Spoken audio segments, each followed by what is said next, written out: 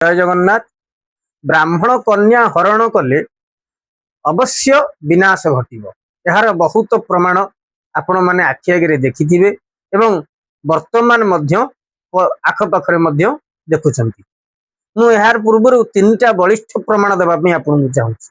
प्रथम होची कोन अंजना मिश्र केस रे कांग्रेस रो विनाश हो गला। आज पर्यंत कांग्रेस ओडिशा रे कोन भारत रे उठी पारु नाही।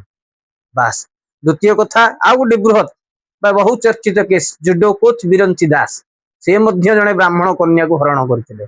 तार मध्य एते प्रतिपत्ति थाई एते ना जस सुजस थाई कि मध्य विनाश हो गला।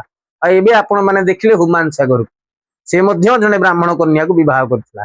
तेणु या व्यतीत अनेक बहुत गुड़े कथा नजर रे अछि जे ब्राह्मण कन्या हरण करी कि सुखरे शांति रे रही पारे ना। कहीं ना ब्राह्मण कन्या तेज को देवता माने मध्य सहन करि पारंती नाही। तो आपण मान तो छार मनुष्य कहीं ना ब्राह्मण सेतिकी श्रेष्ठत्वर अधिकारी। अंगुष्ठे वसते गंगा तर्जने जमुना नदी मध्ये गोदावरीश्चैव सिंधुश्चैव अनामिका कनिष्ठे गोमती तीर्थ विप्रहस्तेन दक्षिणे। ब्राह्मणर पांचुटा जाक आंगुठी रे पांचुटा तीर्थ विद्यमान करंती एवं पृथिव्यां जानि तीर्थानि तानि तीर्थानि सागरे सागरे जानि तीर्थानि विप्रपादस्य दक्षिणे। पृथ्वी रे जेतक तीर्थ अछि समस्त तीर्थ समुद्र रे समुद्र रे जेतक तीर्थ से विप्रर दक्षिण पाद रे। तेणु तमे माने ब्राह्मणर कोनसी पाकर पाद रेणु को मध्य तमे सरी हबो नाही जेतेबे काहेकि।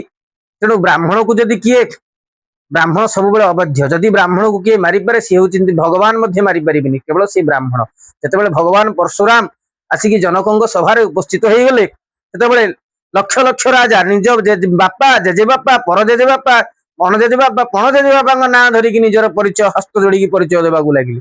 सेतिकी रुतबा होची ब्राह्मण मानकर। तेणु एठी गोटिए कथा स्पष्ट जे ब्राह्मण कन्या हरण कले विनाश अवश्यम भावी घटिबो घटिबो घटिबो।